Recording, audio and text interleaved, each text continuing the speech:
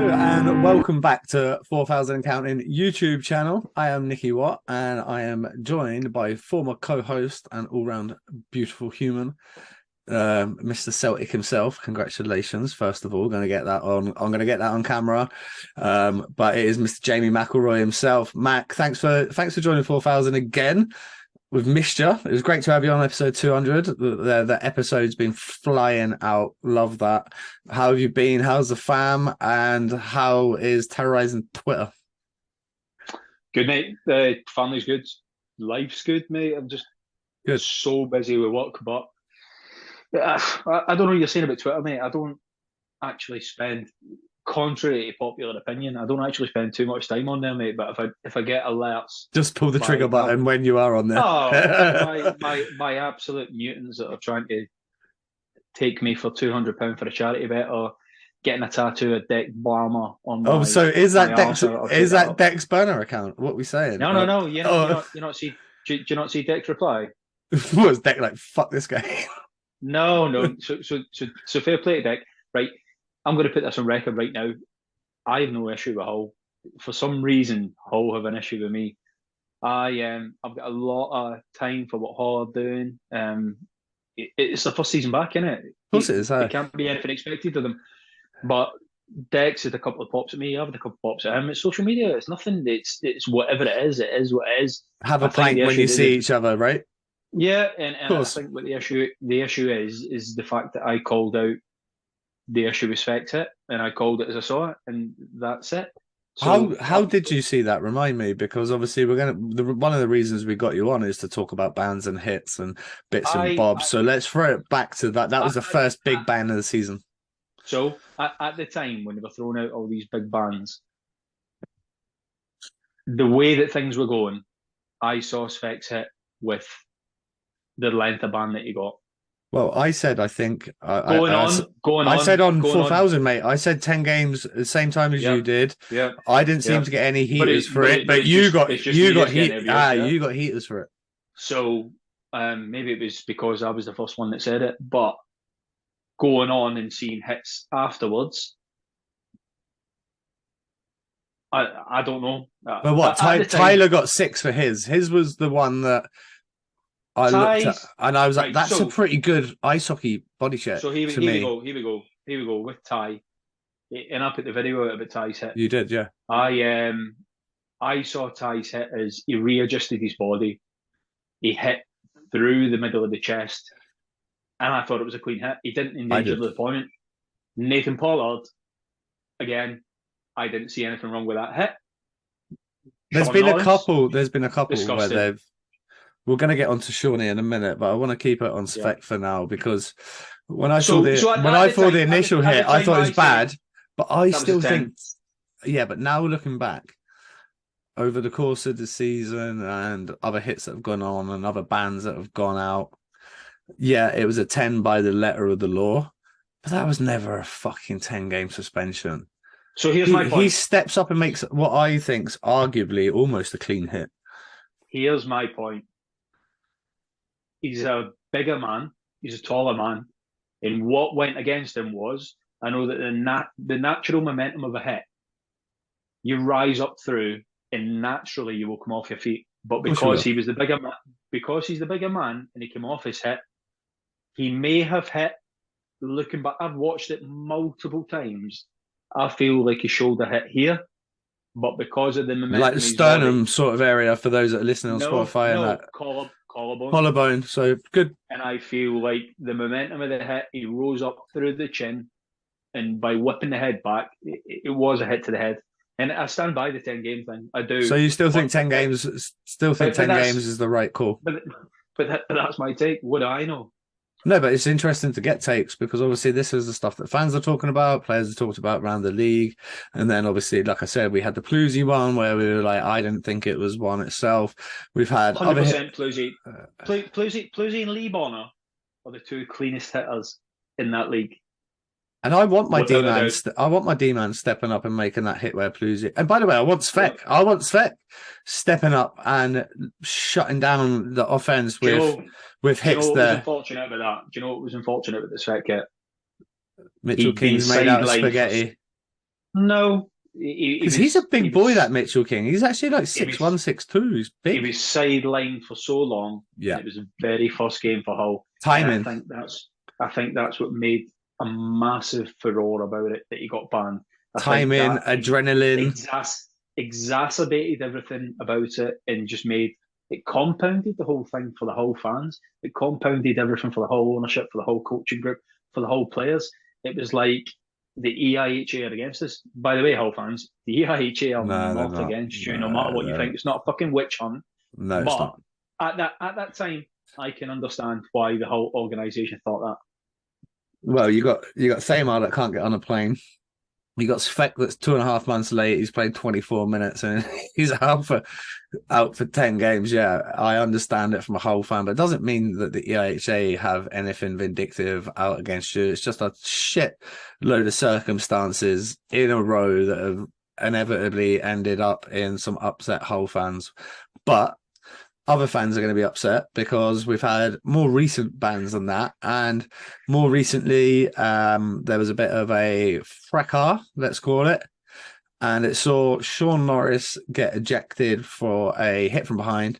Since went on to get a 6-game ban, which I believe is tier 2. Yep.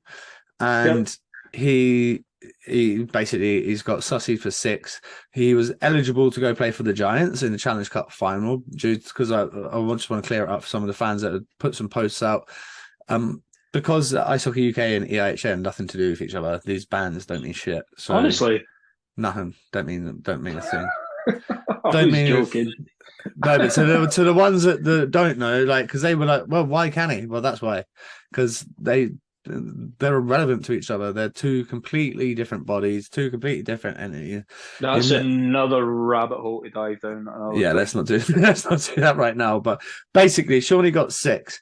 Now, I'm going to give my little brief kind of description for those that haven't seen it. There's a hit on an MK Lightning player on the play, and it is from Blaho behind, Novak. and it is from behind, but it's not. It's not like he ran in from behind. It almost looks like there's a bit of a contact in a puck battle that results in a bit of a bad hit, but nothing horrific. If I was on the ice, don't get me wrong, I'm going over, I'm dropping my gloves, I'm grabbing Novak, we're going to go.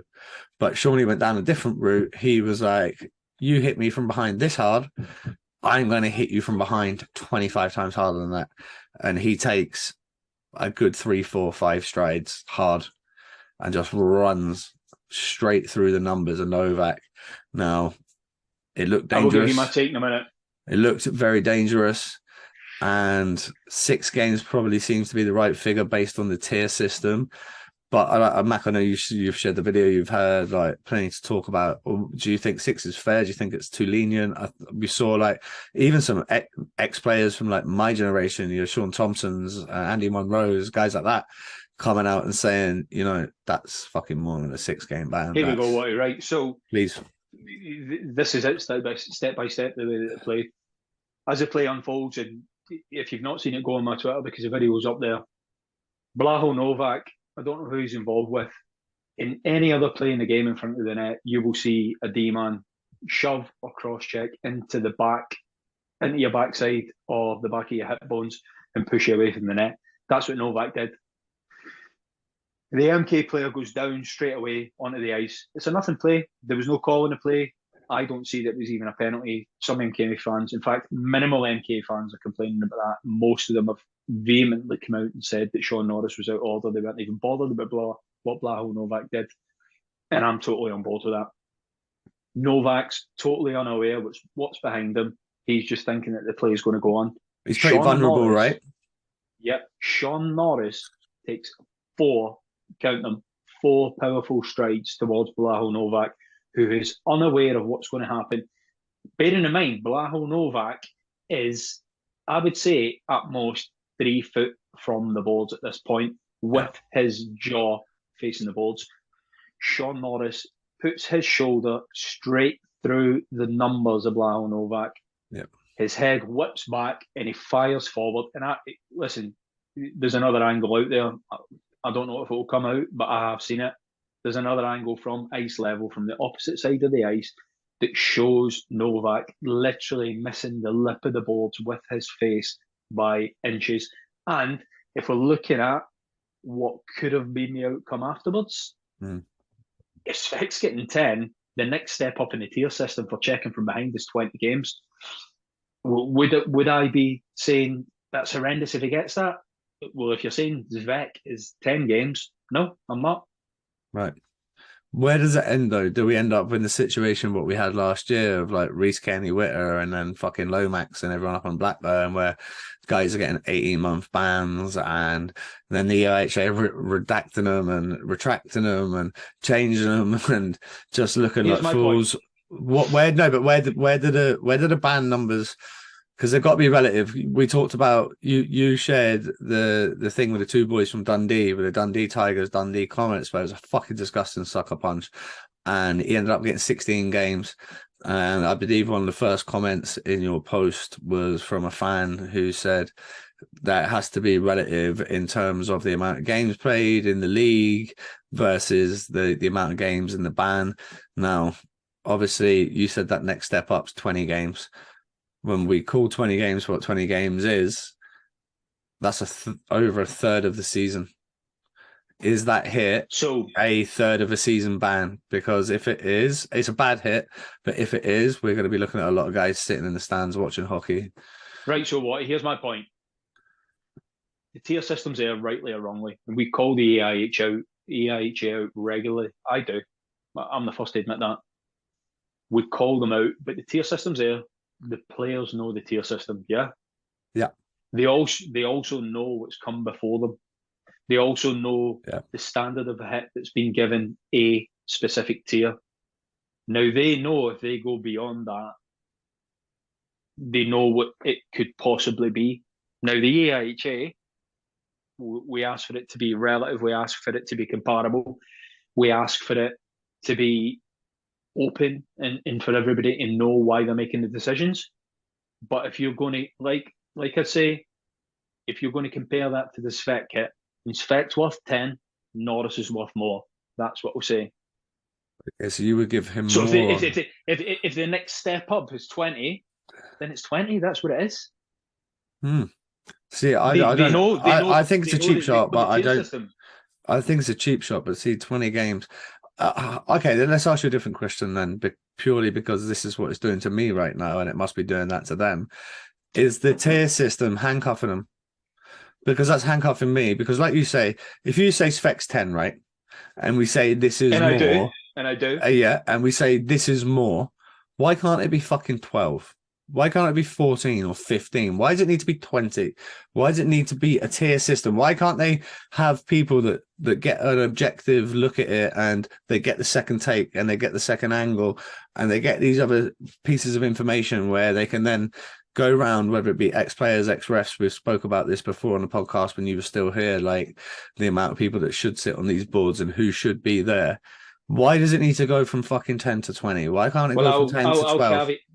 I'll caveat this because maybe it doesn't.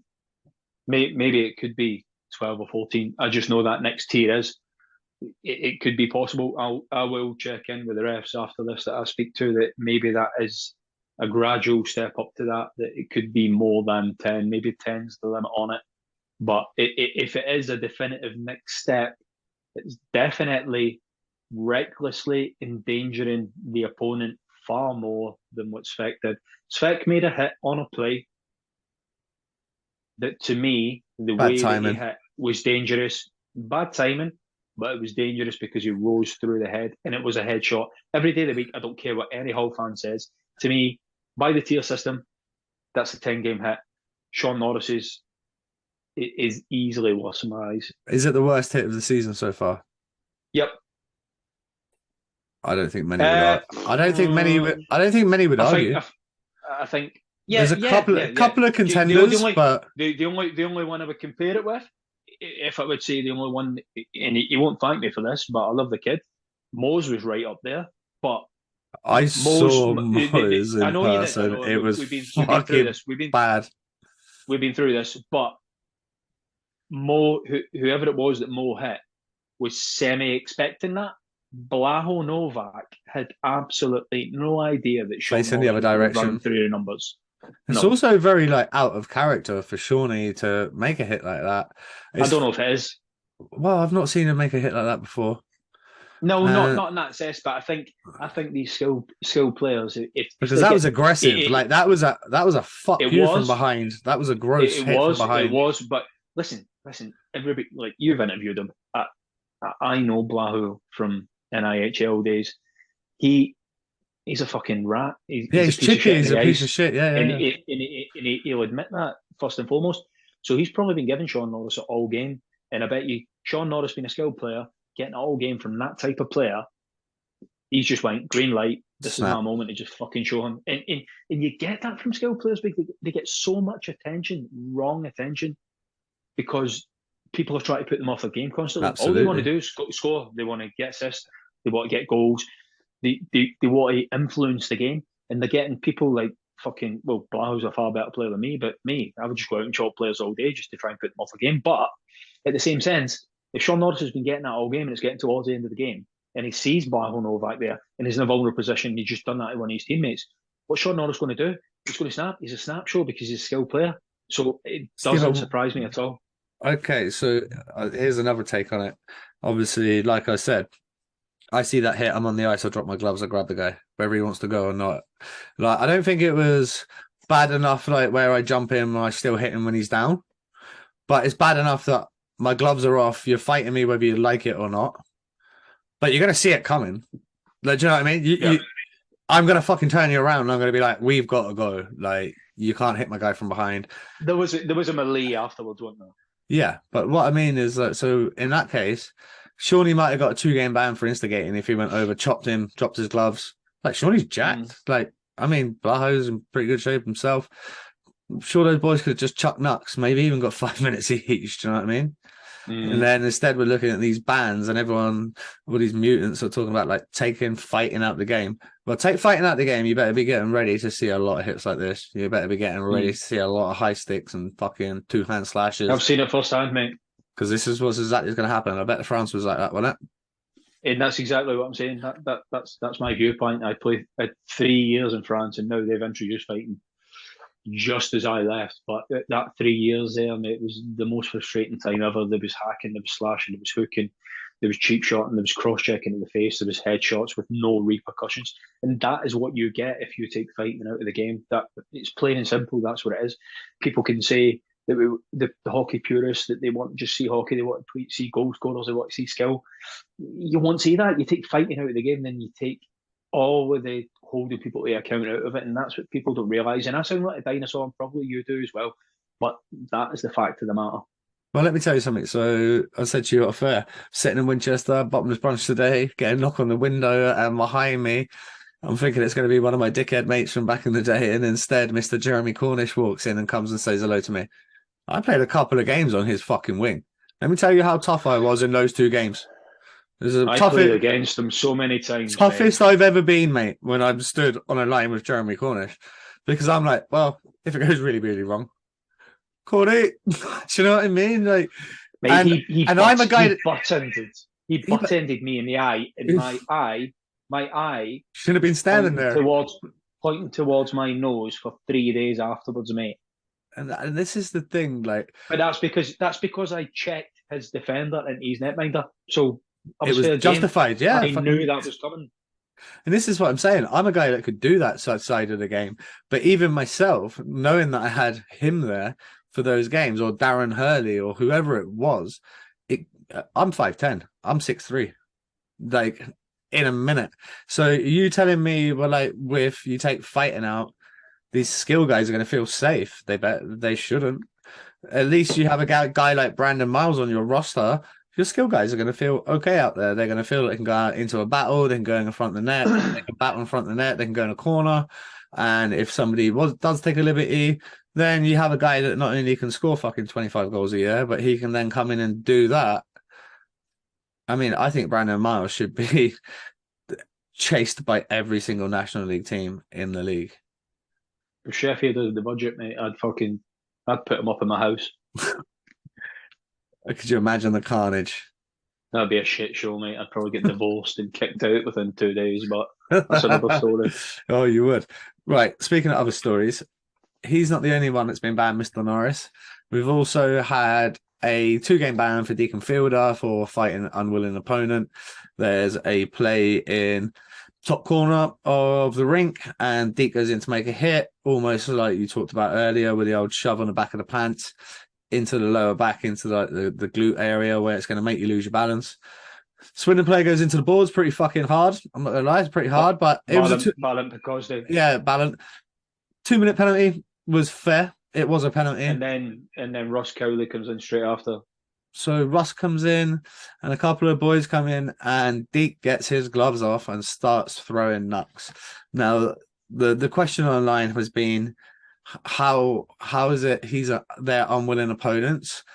And obviously we spoke off air about this a little touch, but like for me, as the guy that makes a hit, let's say I'm Deacon Fielder and I make that hit, I've already got my gloves off before I turn around. Yep. I've already got my gloves off because I know that's questionable, which means I know that I need to answer the bell, because if it was the other way around, it wasn't dirty, but you know what the other team's thinking about it.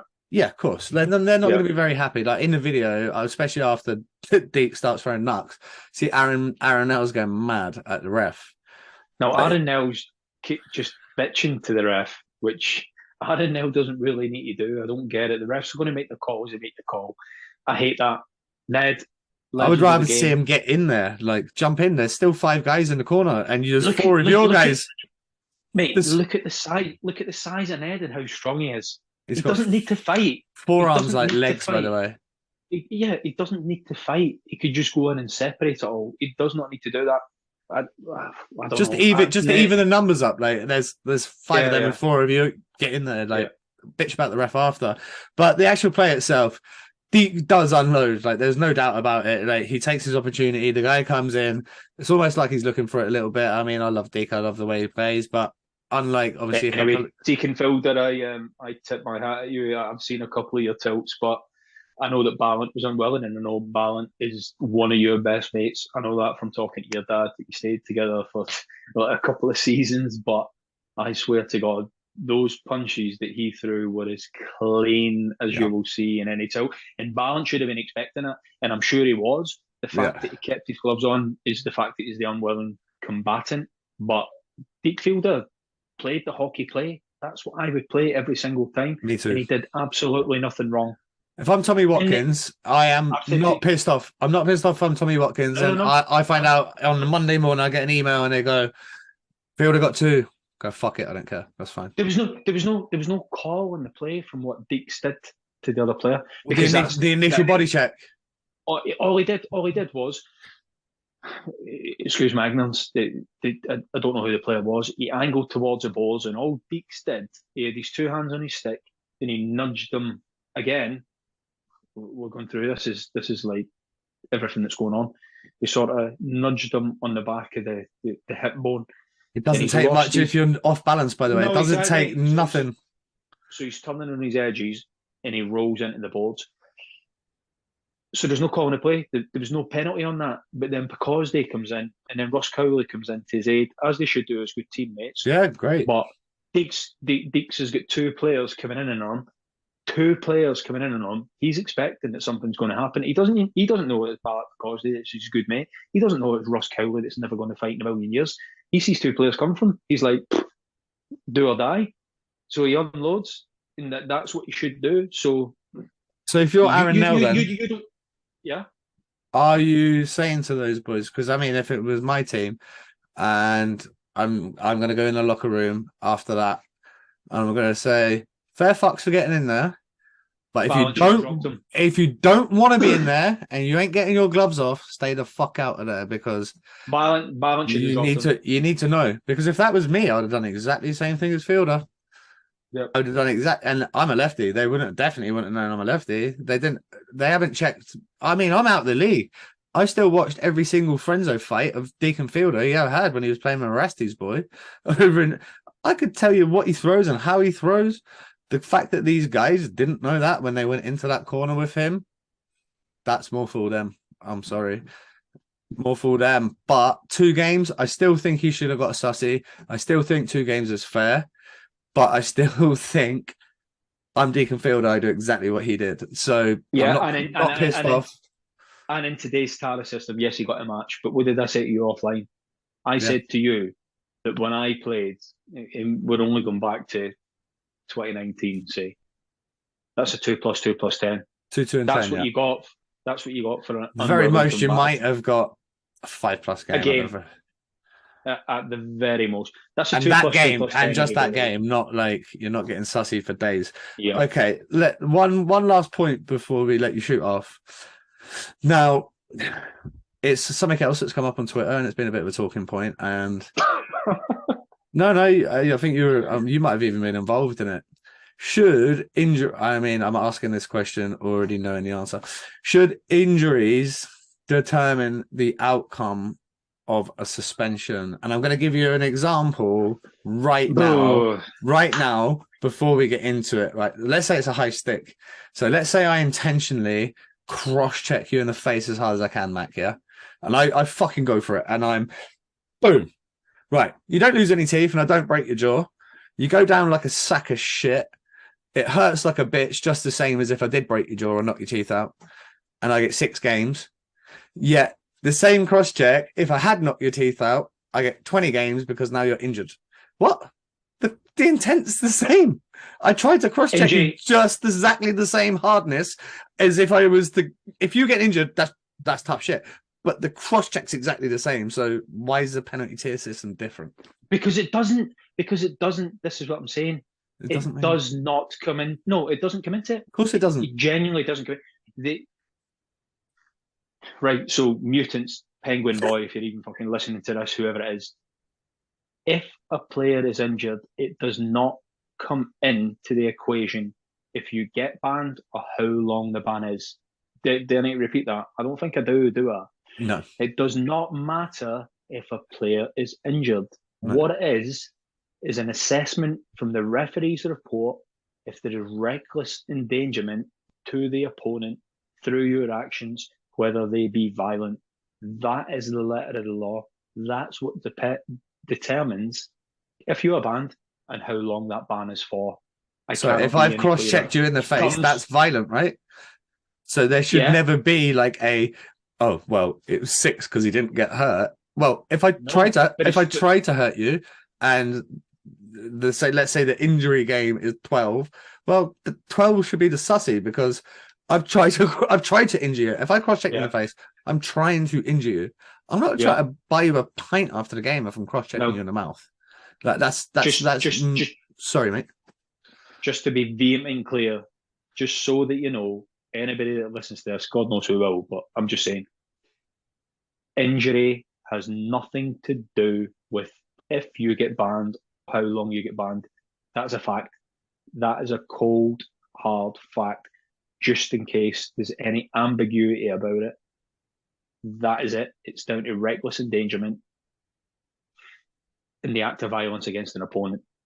Well, let's keep it current then. Let's say Blaho on that hit does end up with, let's not go severe as a bad back. Let's go, I don't know, a broken collarbone on the play. What's quite clearly a cheap hit. Shawnee gets 6 games. So we're saying he shouldn't get more because Blaho breaks his collarbone. You get 6 for the action. Yeah, absolutely. I'm in total agreement because let's say then Blaho doesn't know he's injured, and then he goes out and fucking skates Tuesday, and they had a little bump with one of the boys, and then they find out the league then ring you up on the Wednesday and go, oh well, it turns out Blaho's got a broken shoulder, so Shawnee's banned for 14 games. It's either 6 or it's not or not.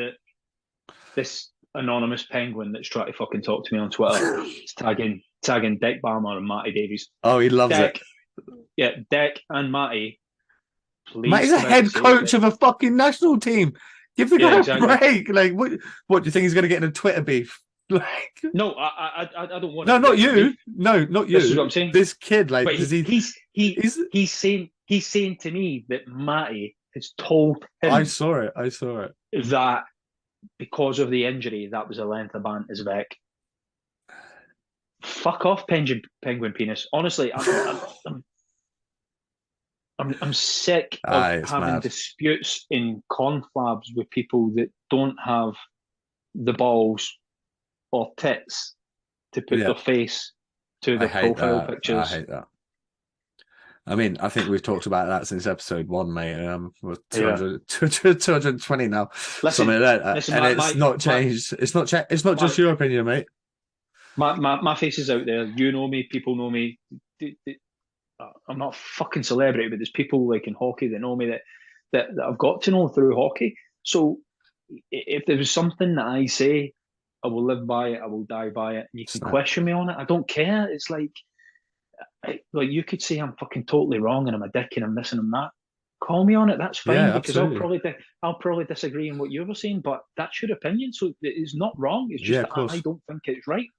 Well, like you seem to be different in opinion with people that from my side, and I'm not just going to pump your tires here, but I am going to pump your tires a little bit. You see the game very similar to me. Maybe we differ because, I mean, Oh, we definitely do. I We do, think and you've six got is fair some. for I think six is fair for Shawnee. But if it was 10, you wouldn't have heard me come on here and go, it shouldn't be 10. I'm not going to come on here and say it shouldn't be 6. Like, I'm kind of, Yeah. if it's in between that, we might differ on things like that. But like the game itself, when I see you talking to these fucking people on the internet, I'm like, they don't understand. They don't understand. They don't get, well, just try to be nice. I don't really get any of it. Like they fucking so far away from the mark. It's crazy. And like you think that you're gonna at your coach on Twitter and he's just gonna jump in to like Listen, just a Twitter argument. Like the guy's trying to coach a team, he's trying to run a business, he's trying to be a dad. Like just give your head a shake. what? Yeah, listen. You can look at my hockey career or resume, right? And you can question all you want. Did I play at the highest level? No, I didn't.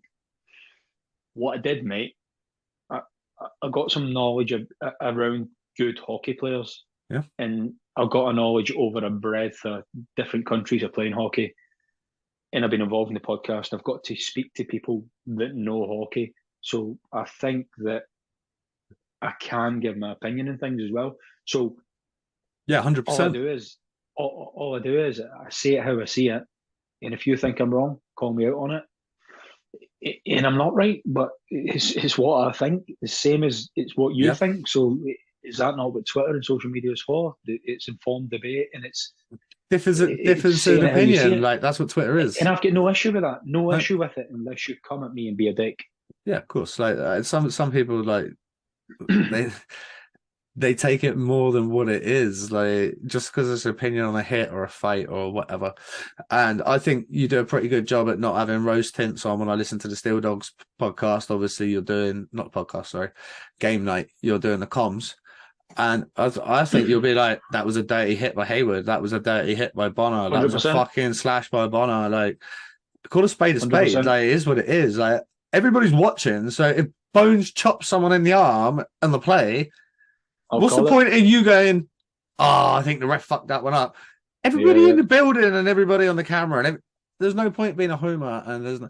So I think that gains your opinion a little bit more traction because you can look at the team that you're working with and you can still be like, yeah, he fucked that. That was his fault, or that's a bad turnover. Objective. Objective. I'm totally objective, and I think we said this when we started the podcast. Obviously, way back 4 years ago, that we wanted to be like, we like hockey. Don't get me wrong, we like hockey, but we're not like Pacey Pirate or Scottish Eagles fans. Like we're not fans, but we understand. So like I can go watch a Bison game, and like you used the Liam Morris hit as an example earlier. Obviously, Mo's been on the show. He's a friend. Prime Shine, And a rat. yeah, and a rat, absolute rat. And he's coming. Prime Shine, Mo, and the boys are coming to do the car valets this week. Like he is a friend, but he come in the bar after that, and he's like, "Do you think I deserve to get kicked out for that hit or something along those lines?" And I was like, "Yes, mate. It was fucking disgusting. Like he's my pal, but I can still tell the truth." What does he want me to go? Nah, just massage him a little bit and then like give him a little cuddle. I was like, mate, you hit him to the head, like you're gonna get 10 games. That was after spec. I said to him there and then at that moment, I was like, you're getting 10, maybe more. And he was like, oh. But what's the point of me lying to him? And same with you. Like, when you give an opinion, this is just our opinion. So I could have been wrong. The league might have looked at Mo's hit and went, 26, 22, it's only whatever. But I was like, from being there on the night and from seeing it and from comparing it against Specs hit, mate, you're humped. Sorry, but you're humped. That's a 10 gamer all day long. And that's what you ended up getting. Yeah. Right, Matt, before we let you go, going to get a couple of predictions from you. It is leg 1 next week of Phantoms versus Leeds in Peterborough, followed by leg 2 up in Leeds on the 17th. It has been a very tight series so far this year. The Leeds Knights currently lead the Phantoms 3-2, although they are currently 5-0 up in Peterborough tonight to take a 4-2 series lead over the 6 games throughout the season. It is the final. 2 legs. Who gets the job done? 2-2 at Breton. Okay. 4-1 at Elland Road to Leeds. To Leeds. I think I had Leeds by 2 or 3. I can't remember. Mark had Leeds as well. By 3 aggregate. Easy. What I didn't realise, even though I've already seen Peterborough in person this year, I saw them in person based out last weekend. They're a big team. They got a lot of guys that are over 6 foot. Like, they could be built perfectly for this kind of 2-legged playoff kind of style hockey. They've got a lot of big bodies. I really like that Scottish kid Spears. I think he's fucking class. I said it on the stream, mate. Like, he's my favourite player of the Peterborough, and he has been from even before I get involved with the commentary with the Dogs. Even watching him, like, brilliant. Knows where the net is. He's a stereotypical power forward, mate. He reminds me. He's like in the ilk of Joe Greener. Yeah, he could have played with Fuzz Boys, no problem. 100%. Very strong skater, very physical, doesn't shy away from that side of it, gets his nose dirty in the corner, but can put the puck in the net. And to me, he's my favourite player. And then you've got fucking Alish Padalek that just does not know when to give it up.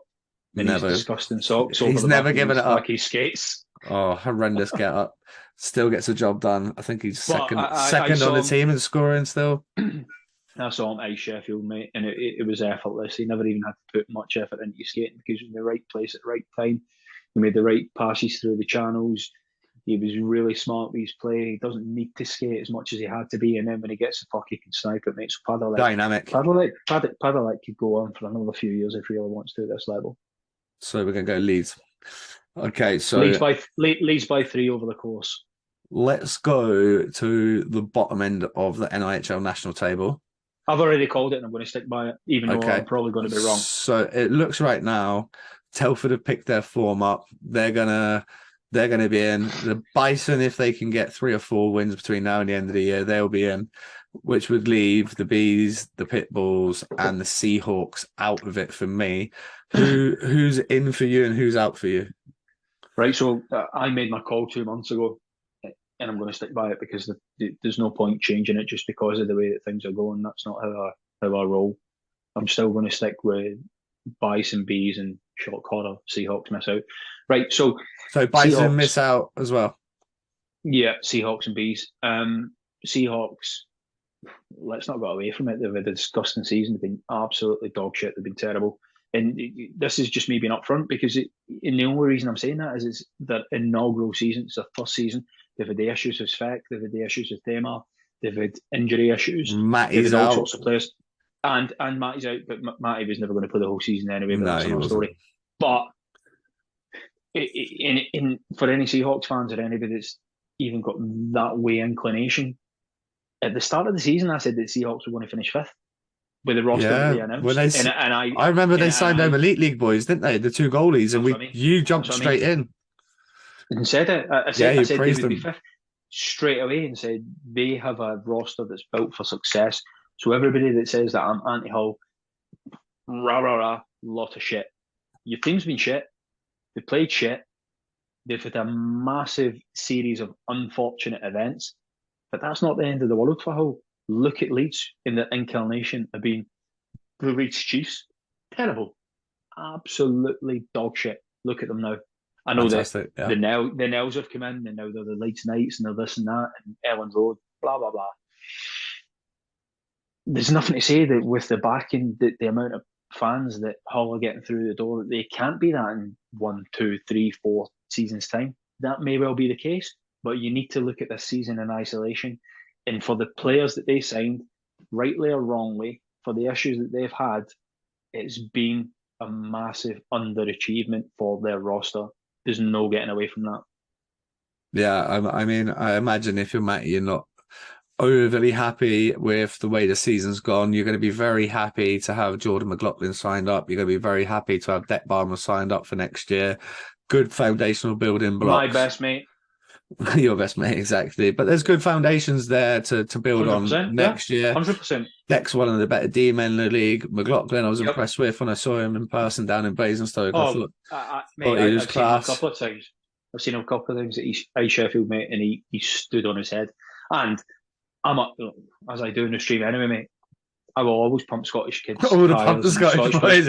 Always. If anything, by the way, you're more rose tint for the fucking Jocks. And you are for the Steel Dogs. Yeah. But that's what it is. I'm all Scots. Listen, if there's a visiting team coming to East Sheffield and they're Scottish, I'm going to be all over that. Because as I've said many times, we are like rats. We get everywhere and we are taking over this National League. There's no getting away from it. So brace yourself. There is some brilliant Scottish players in the league, I think. Jordan Buesa, by the way. Oh, how good is he? Tyler Plews is great for Swindon. There's the many. Brothers. The Marr brothers. Is Barnes from Scotland? Nope. No, he's fucking good, by the way. I like him, even though he's not Scottish. I do like him. But like Spires talked about him, I really like him. There's some very, very good. Robertson had 4 goals at the weekend. 4 goals yesterday. Callie's legit, mate.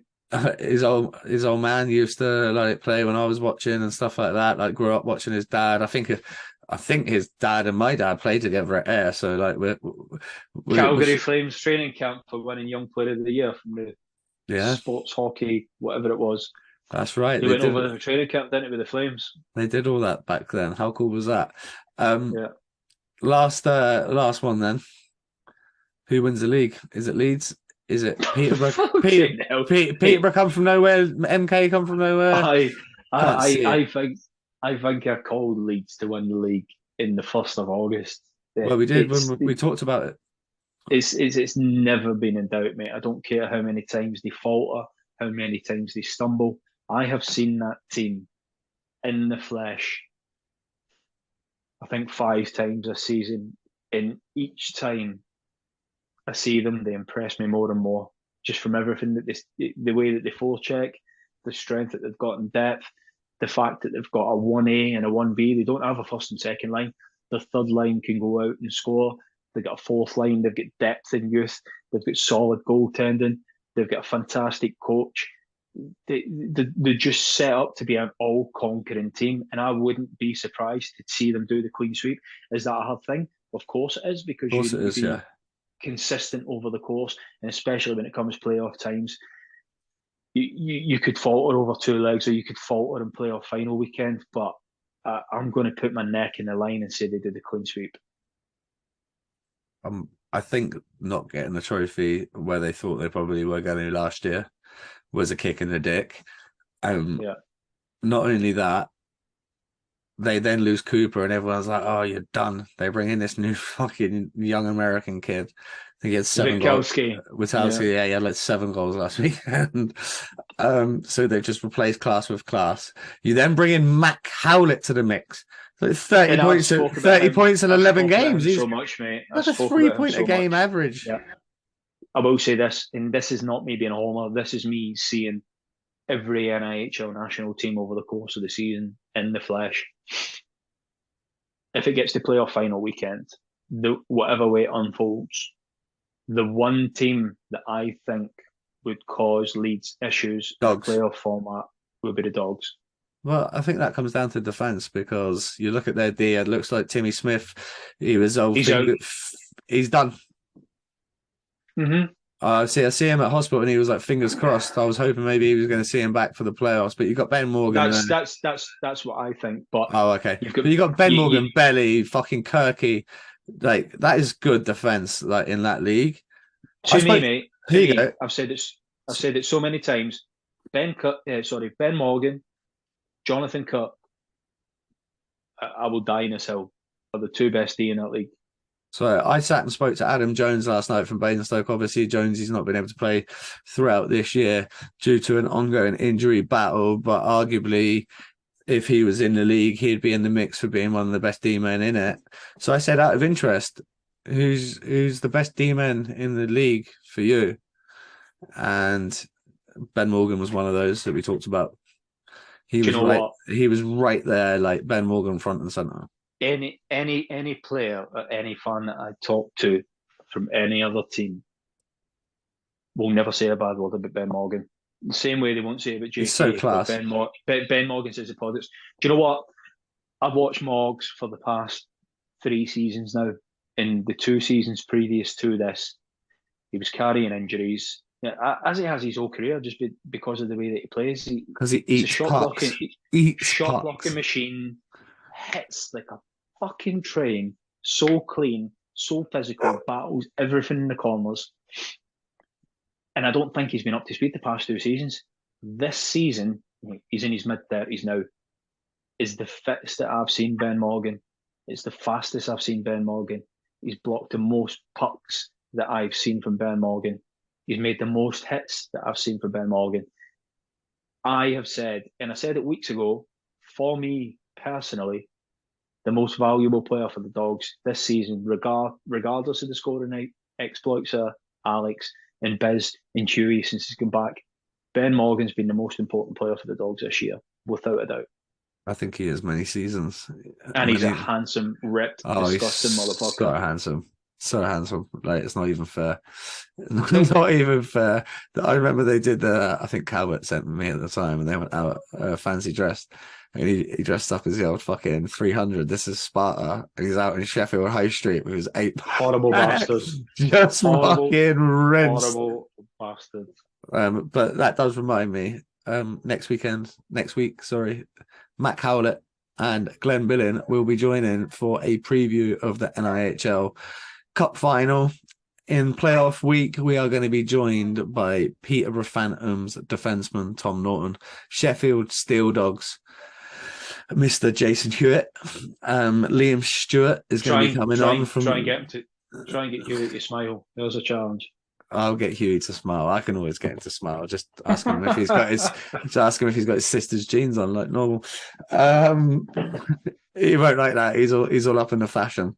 He was telling us when he's come on. That was a good thing about having the Dogs boys on, because they're all for fucking banter. You're like, who's the worst get up? And they're talking about that Tom Palmer kid. They went out for a day sesh. I think they went through to Leeds actually.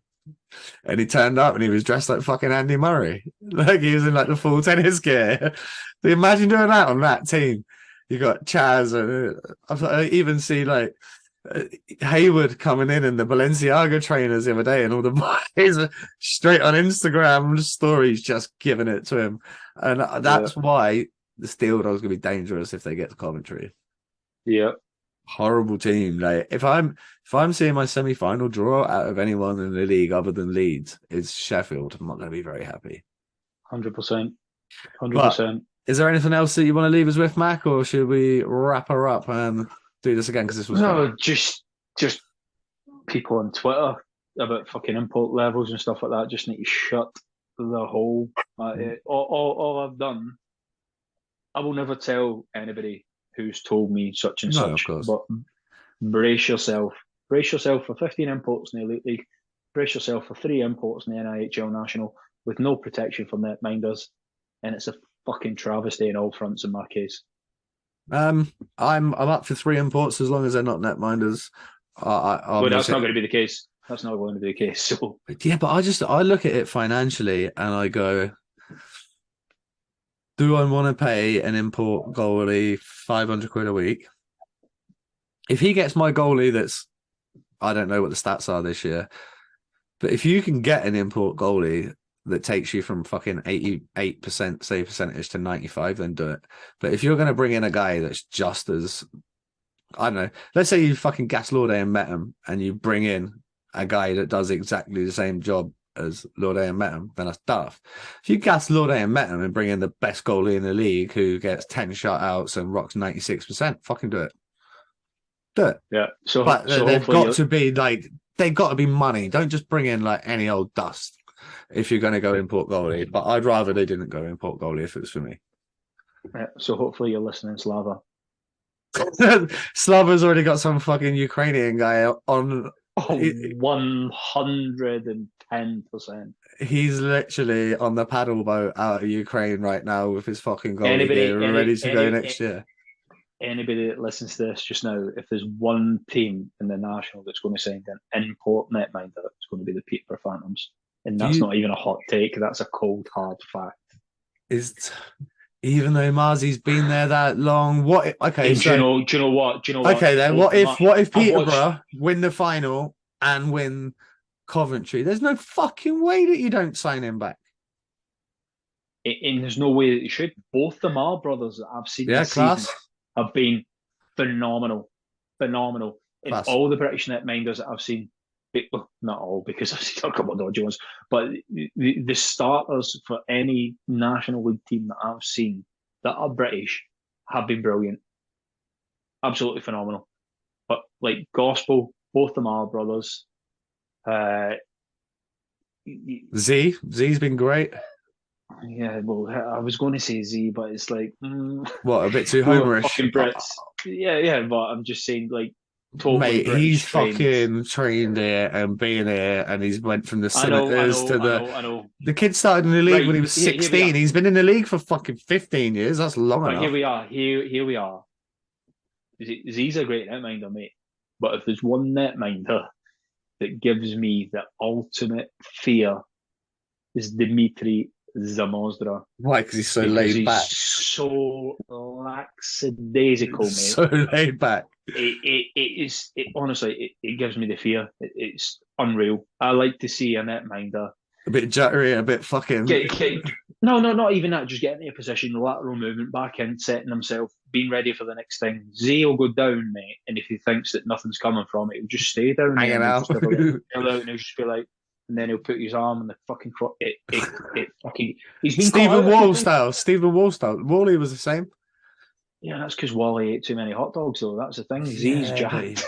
Wally was so good. You come down, mate. Thursday practice was no go down fucking practice, so you'd have to shoot again. Like if you wanted to like work on your shooting before the weekend, you'd have to make sure you were at the other end so that you were shooting on the backup, because so they would try. Because you shoot on Wally and he would just go. Yeah. And then you had Rocky that just stood in the net and did the fucking meat spin with his cock to keep the pucks out of the net. Mate, like Canna Foster's, honestly. It's the best description I've ever heard of someone's cock ever. Before I played with Rocky, someone was like, it's like a Canna Foster's. And then I played with him and I was like, Jesus, it's like a Canna Foster's. Pint size. Absolute beauty. But yeah, like there were some good goalies. I just wonder who the goalies... Right, okay.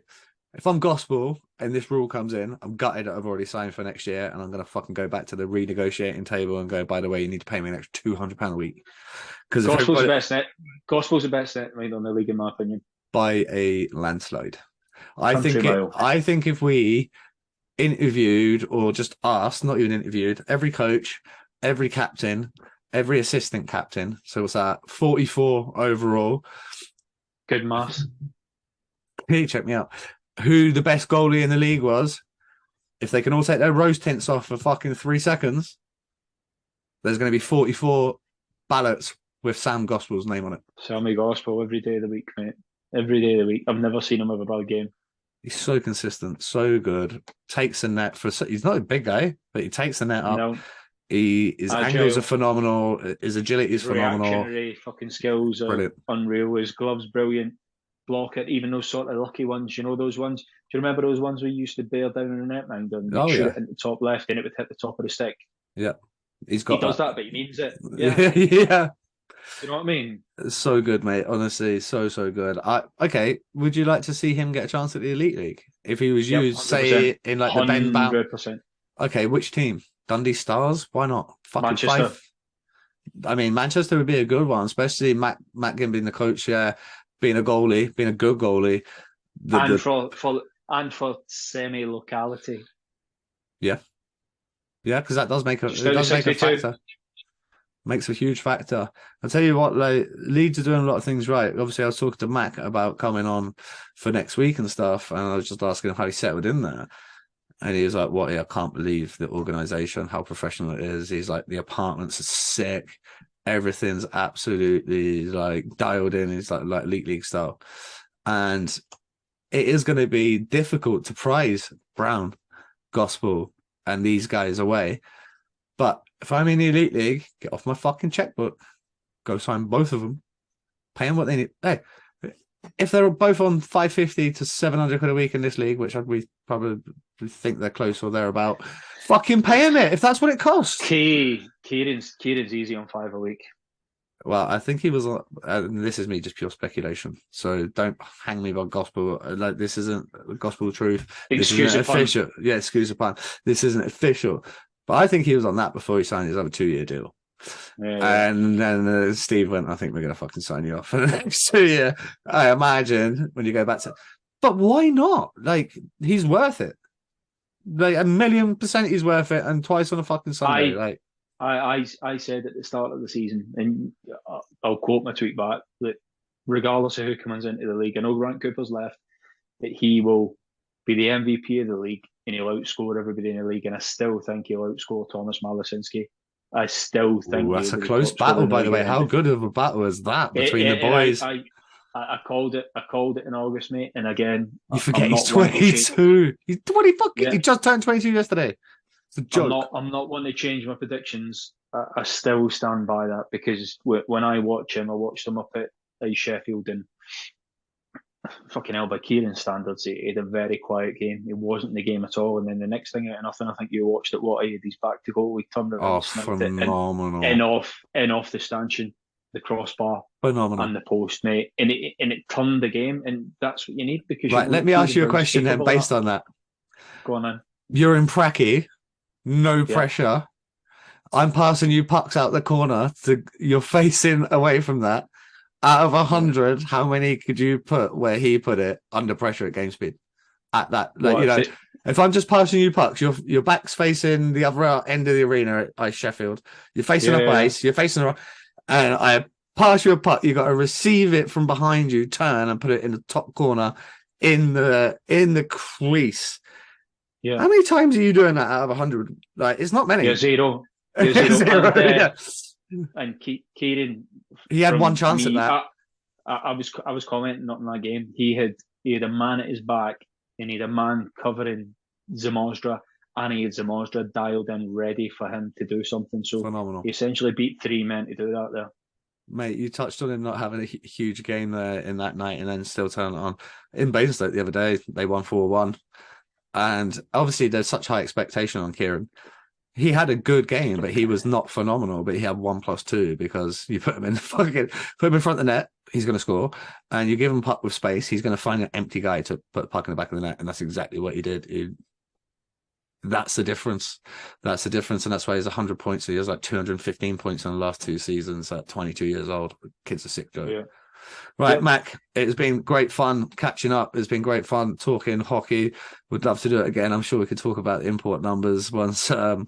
Once it comes out.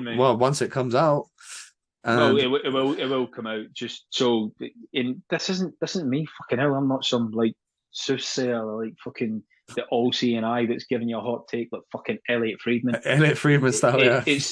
It's happening. It's a cold, hard fact. It is being confirmed. And when it comes out, people are like, "Oh, where's it come from? Where's the facts come from?" Well, I'm not going to tell you that. Never. It's happening. It's a fact. Well, guys and girls, please do subscribe, like, comment, share, get involved. If you're new to the channel, this is what we do. We talk hockey. There's plenty of interviews coming. We have Owen Griffiths interview out now, Blaho Novak out now, Ryan Watt interview out now. Next week, we are bringing on Mr. David Sims once again, as well as Glenn Billen and Matt Howlett.